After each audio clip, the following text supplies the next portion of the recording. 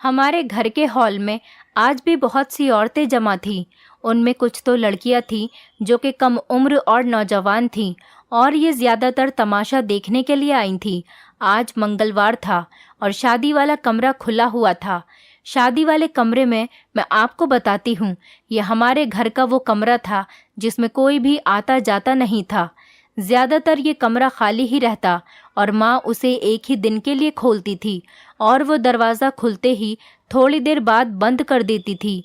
मेरी माँ से बहुत सी औरतें पूजा करवाने के लिए आती थीं।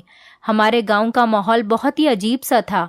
हम ऐसी जगह पर रह रहे थे जहाँ सिर्फ मर्दों की मर्जी ही चलती थी और वो औरतों पर जुल्म करते थे।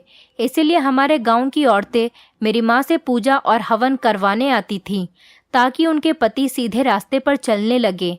जब मैं उन औरतों को देखती तो मैं सोचती कि पता नहीं शादी के बाद मेरे साथ कैसा बर्ताव होगा। हालांकि मैं एक बहुत ही शरीफ और नेक औरत की बेटी थी, लेकिन अभी तक मेरा कोई रिश्ता नहीं आया था। शायद इस वजह से कि मेरी उम्र भी अब 26 साल की हो गई थी और मेरा रंग भी सांवला था। कोई भी मुझसे शादी करने के लिए तैयार नहीं होता था, और अगर कोई शादी की हामी भर भी देता तो मेरी माँ उसको इनकार कर देती। मुझे अपनी माँ के मना करने की वजह मुझे समझ में नहीं आती थी, जबकि मेरी माँ ने पिछले हफ्ते ही सबको ये बताया था कि शादी वाले कमरे में जो भी लड़की जाएगी उसकी शादी बहुत जल्दी हो जाएगी, और मेरी माँ के कहे अनुसार ऐसा ही हुआ। पिछली बार मेरी पड़ोसन और दोस्त सीमा जब इस कमरे में गई तो उसके अगले दिन ही सीमा की शादी हो गई, लेकिन किसी को भी नहीं पता था कि सीमा कहाँ गई है। सीमा के बारे में सब लड़कियां एक दूसरे से पूछती, मगर उसने किसी से इस बात का कोई जिक्र नहीं किया था कि उसकी शादी कहाँ हो रही है। और फिर एक दिन हम सब लड़कियों को पता चला कि सीमा की शादी हो गई है। सब लड़कियां पूछती रह गईं कि सीमा की शादी किससे हुई है, मगर किसी को दूल्हे के बारे में कुछ भी नहीं पता था। सीमा अगले ही दिन गांव से दूर चली गई और हम सब उसे देखते रह गए। सीमा की किस्मत पर हमारे गांव की सभी लड़कियां रश्क कर रही थीं, क्योंकि हमारे गांव का माहौल बहुत ही घुटन भरा था। यहाँ से निकलना तो किसी स्वर्ग से कम नहीं था। हमारे यहाँ पर मर्दों का राज चलता था, औरतों को बोलने की इजाज़त भी नहीं थी। इसी वजह से यहाँ की ज़िंदगी किसी को भी अच्छी नहीं लगती थी। खैर, मेरी उम्र भी अब 26 साल हो चुकी थी। अभी तक मेरा रिश्ता तय नहीं हुआ था। तभी मेरी एक सहेली रोमा, जो मेरी बहुत अच्छी दोस्त थी और मुझे अच्छे से जानती थी, लेकिन मेरा मजाक उड़ाने में कोई कमी नहीं छोड़ती थी, एक दिन सब दोस्तों के सामने हंसकर बोली, तेरी माँ ने तो शादी वाला कमरा खोल रखा है जहाँ पर जाते ही लड़कियों की शादियाँ हो जाती हैं, तो फिर वो तुझे क्यों इस शादी वाले कमरे में नहीं भेजती ताकि कोई तुझसे भी शादी कर ले और तू भी इस गांव से दूर चली जाए।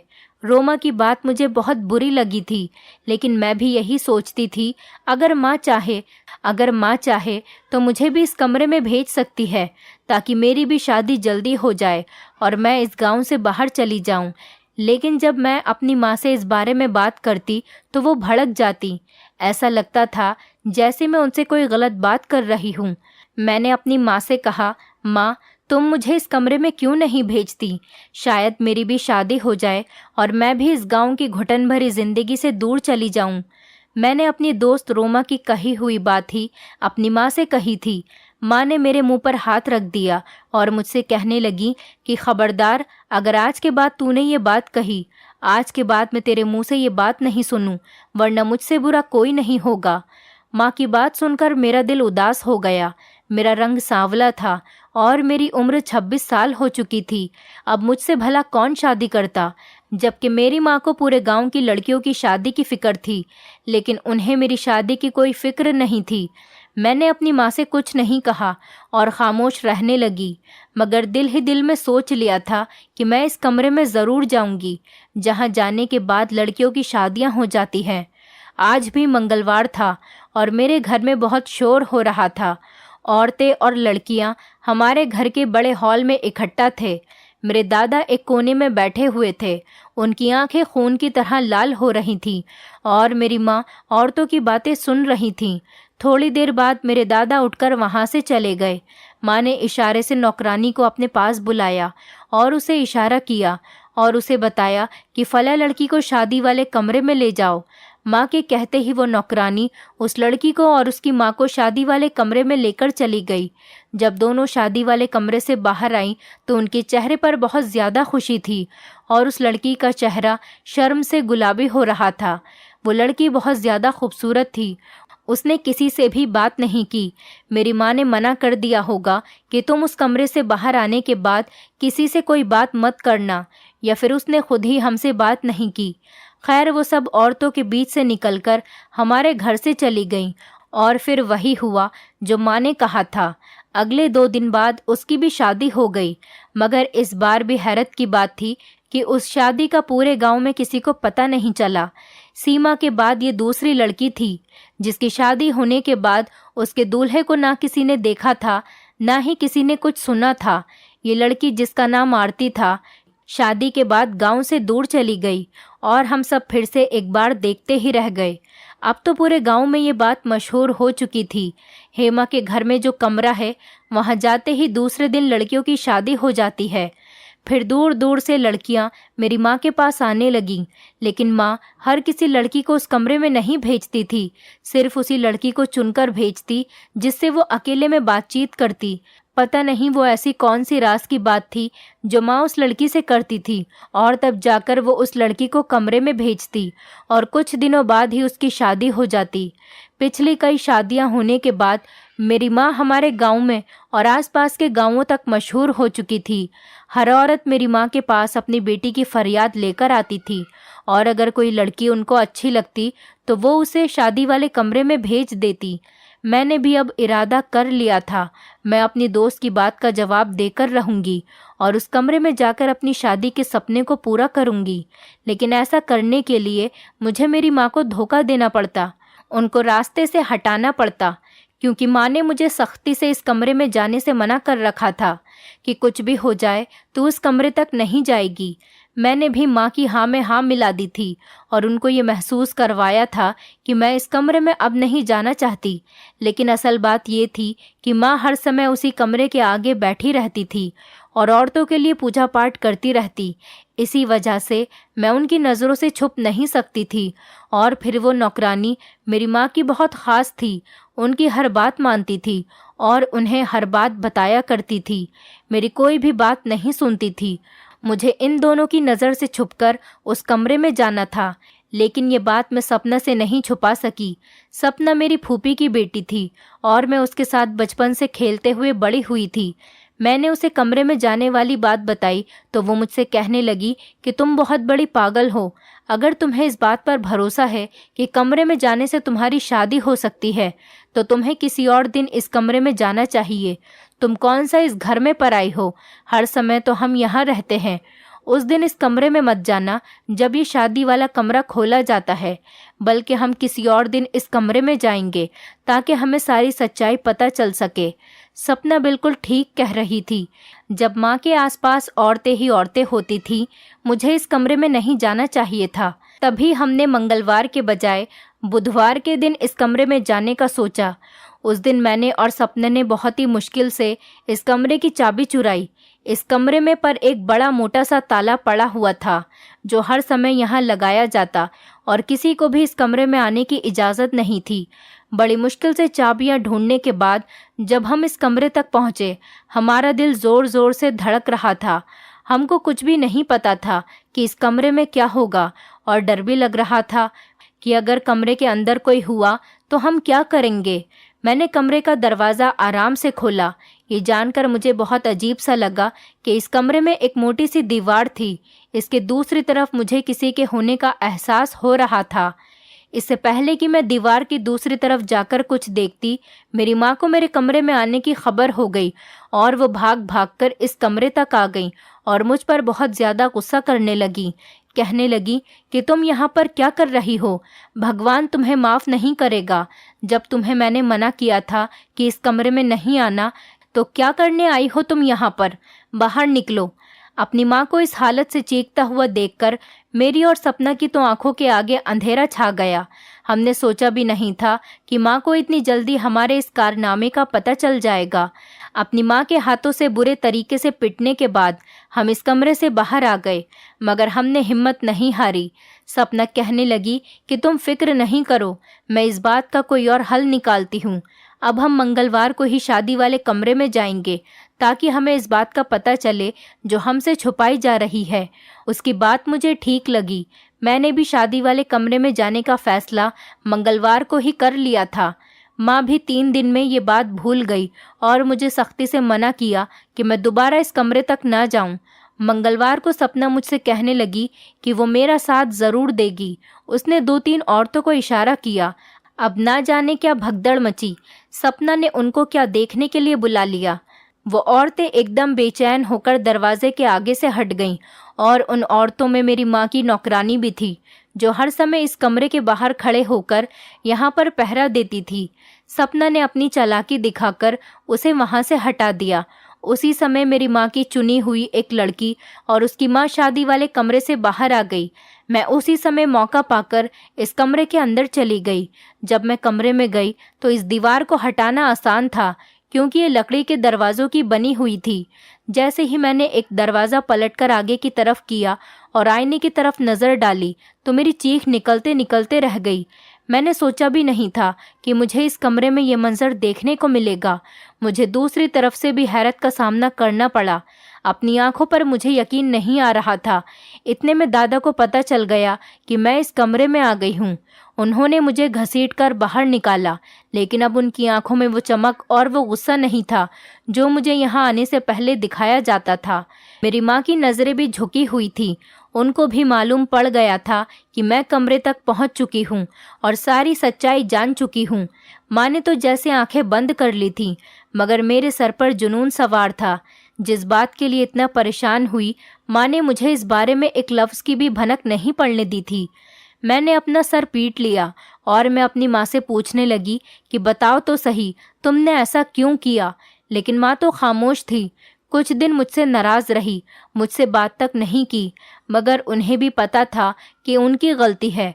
उन्हीं को माफ़ी मांगनी पड़ी और मुझे सारी बात भी बतानी पड़ी, जिसके बाद मुझे अपने दादा से बहुत ज़्यादा नफ़रत हो गई। और मैं जो अपने दादा से इस कदर मोहब्बत करती थी कि उन्हें दुनिया में एक इंसान नहीं बल्कि फ़रिश्ता समझती थी, अब वो मुझे एक जानवर लगने लगे थे। मेरी माँ की कहानी कुछ ऐसी थी। मेरी माँ कहने लगी कि मैं जानती हूँ कि तू मुझे ही गलत समझती है, लेकिन जब मैं यहाँ शादी करके आई थी, मेरे दिल में भी कभी ये ख्याल और ये गुमान नहीं आया था कि मुझे ऐसा कदम उठाना पड़ेगा।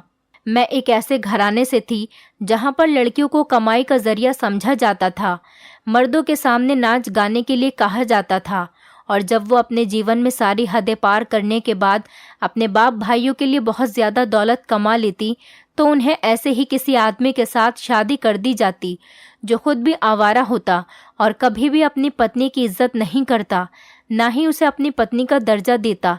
लेकिन कहते हैं ना कि भगवान अच्छों के साथ अच्छा ही करता है और उसे कभी जलील नहीं होने देता, बल्कि लोगों के सामने उनको इज्जत देता है, उनके जीवन की मुश्किल को आसान कर देता है।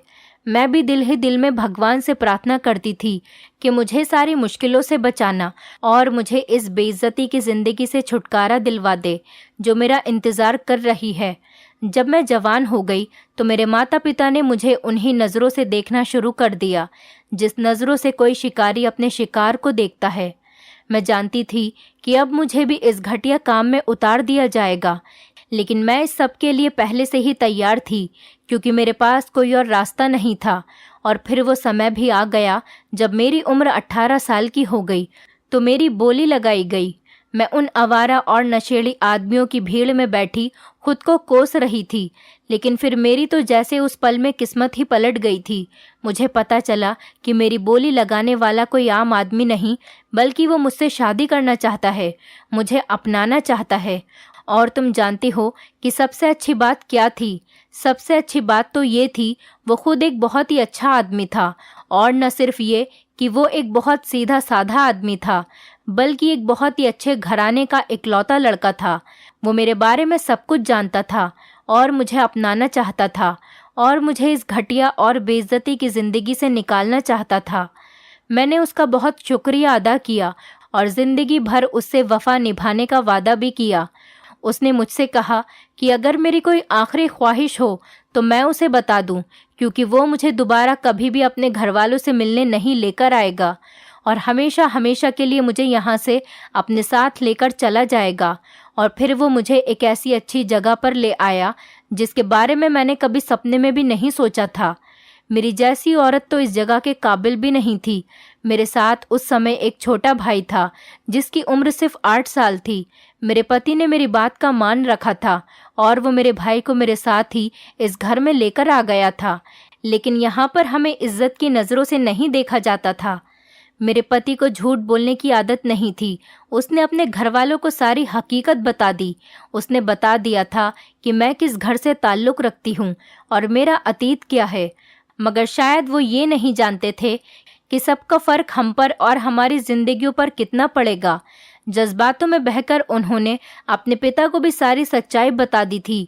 उनके पिता ने तो उन्हें माफ़ नहीं किया, लेकिन जब उन्हें पता चला कि तुम्हारे पिता ने मुझसे शादी कर ली है तो उन्होंने शादी की लाज रखते हुए मुझे इस घर में रहने की इजाज़त दे दी। लेकिन मेरे भाई पर पहरे लगे हुए थे। मुझे यहाँ खुद को साबित करने में 15 साल लग गए, लेकिन इन 15 सालों में मैंने फूंक फूंक कर कदम रखा और कोई भी गलती नहीं की। मैंने सारे भगवानों के आगे मत्था टेका और इस ख़ानदान की रस्मों रिवाज को ज़िंदा रखा, यहाँ तक कि इस समाज में मेरी जगह वो बन गई जो मेरी सास की थी। औरतें मेरी इज्जत करने लगीं, मेरे चरित्र की गवाही देने लगीं। लेकिन मेरे ससुर मुझसे अभी भी नफरत करते थे। वो कहते थे कि खून का असर बाकी रहता है, खून की तासीर कभी भी ख़त्म नहीं होती और ये हमेशा इंसान को उसका असल रूप दिखा देती है। उन दिनों मेरा छोटा भाई भी जवान हो रहा था। उसे भी मामले की नज़ाकत का अंदाज़ा था। मैंने भी उसे सख्ती से समझा दिया था कि अपनी बहन के घर का और उसकी इज्जत का ख्याल रखना। कभी भी इस घर में कोई ऐसी हरकत नहीं करना कि मुझे भी यहाँ से दरबदर होना पड़े। लेकिन जो किस्मत में लिखा होता है वो तो होकर ही रहता है। मेरे भाई से न जाने कैसे ये हरकत हो गई कि एक दिन उसने एक नौकरानी से बात करने की और उससे छेड़छाड़ करने की कोशिश की। बस फिर क्या था, मेरे ससुर को तो जैसे मौका मिल गया था। वो कहने लगे कि मैं कहता था ना कि इंसान का खून कभी नहीं बदलता, वो अपना असर ज़रूर दिखाकर ही रहता है। तुम्हारे भाई ने आज अपनी नस्ल का सबूत दे ही दिया। उनकी ये बातें सुनकर मैं बहुत ज़्यादा रोई और मैंने अपने भाई को बहुत ज़्यादा कोसा और पीटा, लेकिन मेरे ससुर ने मेरी बात पर यकीन नहीं किया। उन्होंने साफ साफ कह दिया था कि मैं अपने भाई को इस घर से दूर कर दूं, वरना कुछ सालों बाद मेरे किसी कड़े फैसले के लिए तैयार रहना। मैंने सोचा था कि मेरे ससुर कुछ सालों बाद अपना दिल बदल लेंगे या फिर मैं उनके दिल में अपने लिए दोबारा से जगह बना लूँगी, लेकिन ये मेरी गलत फहमी थी। मैंने तो अपने भाई को सुधार लिया, उसके लिए एक लड़की ढूंढकर उसकी शादी भी कर दी। मगर जब मेरे ससुर ने अपना फैसला सुनाया तो मेरी जान ही निकल गई और उनके फैसले के अनुसार मुझे अपनी औलाद को अपने ही घर में कैद करना था, क्योंकि वो मेरी नस्ल से होती। उनके साथ किसी को भी जोड़ने नहीं दिया जाना था। वो भी अपना आप जाहिर करते और इस ख़ानदान की इज्जत को डुबो देते। हालांकि मेरे बेटे का बाप तो उनका बेटा ही था, लेकिन मेरे ससुर ने मेरी कोई बात नहीं सुनी और मुझे सख्ती से हुक्म दिया कि मैं अपने बेटों को किसी से मिलने जुलने नहीं दूंगी और तुम्हें भी बाहर नहीं निकलने दूं। तुम तो फिर भी किसी न किसी के सामने आ ही जाती थी, लेकिन तुम्हारे भाई हमेशा कैद में रहे। तुम मुझसे सवाल करती रह गई कि मैंने तुम्हारे भाइयों को घर से निकलने क्यों नहीं दिया, मगर मैं कोई जवाब नहीं दे पाई। अपने ससुर को मैंने इस बात पर मनवा लिया था कि अगर मैं अपने बेटों की शादी करके उन्हें इस गांव से बाहर भेज दूं तो वो मुझे माफ़ कर देंगे। उन्होंने मेरी ये बात मान ली। यहाँ की औरतें मेरे चरित्र को बहुत अच्छे से जानती थीं। उन्हें मेरे बेटों के बारे में भी पता था कि वो कितने शरीफ हैं, लेकिन वो भी मेरे ससुर से डरती थीं। लेकिन मैंने एक एक करके अपने बेटों की शादियाँ करना शुरू कर दी। ये सारा ढोंग मैंने इसीलिए रचा था ताकि तुम्हारे भाइयों की शादियां कर सकूं और वो अपनी मर्जी की लड़की देखकर उससे शादी करके इस गांव से दूर चले जाएं, ताकि मेरी ज़िंदगी और तुम्हारी ज़िंदगी भी आसान हो जाए। मेरी बेटी, मैं तुम्हें वहाँ इसीलिए नहीं जाने देती थी कि वहाँ तुम्हारे ही सगे भाई थे। अगर मैं तुम्हें वहाँ भेज देती, तुम्हारे दिमाग पर बुरा असर पड़ता, और फिर अब तो तुम्हारे बाप भी इस दुनिया में मौजूद नहीं हैं। मैं अकेली क्या करती और कैसे सब मसलों को हल करती। बस अब आगे तुम खुद समझदार हो, तुम इस बात को भूल जाओ। माँ ने यह कहकर अपने दिल का बोझ हल्का कर लिया, मगर मेरे दिल में दादा की ऐसी नफरत पलने लगी जिसको मैं सोच भी नहीं सकती थी। मेरा दिल करने लगा कि उन्हें मार डालूं, जिन्होंने मेरे भाइयों की जिंदगी बर्बाद कर दी और उन्हें मुजरिम की तरह कैदी बनाकर रखा। लेकिन मैं अपनी माँ के कहने पर मजबूर थी। मैं ऐसा कुछ नहीं कर सकती थी। माँ का कोई बदला नहीं उतार सकती। फिर वो समय भी आ गया जब हम लोगों को इस गांव से जाना था। मेरे पत्थर दिल दादा को उस समय भी हम पर कोई रहम नहीं आया। उन्होंने आगे बढ़कर अपने पोता पोती के सर पर हाथ भी नहीं रखा, हमें आशीर्वाद भी नहीं दिया। मुझे आज भी अपने दादा की वो खून भरी आंखें याद आती हैं तो मेरे दिल में नफरत और ज़्यादा बढ़ जाती है। जिन्होंने अपने बेटे की खातिर अपनी बहू को बर्दाश्त तो कर लिया, मगर अपनी आने वाली नस्लों को अपने घमंड के खातिर अपना नाम नहीं दिया। भगवान ऐसे लोगों से सबको बचाकर ही रखे जिसके दिल में अपने ही पोता पोती के लिए रहम न हो। दोस्तों, उम्मीद करती हूँ आपको हमारी कहानी पसंद आई होगी। कहानी पसंद आई है तो वीडियो को लाइक करें, चैनल पर नए हैं तो चैनल को सब्सक्राइब करें और हाँ, नोटिफिकेशन बेल को ज़रूर दबाएं ताकि अगली अपडेट सबसे पहले आपको मिले।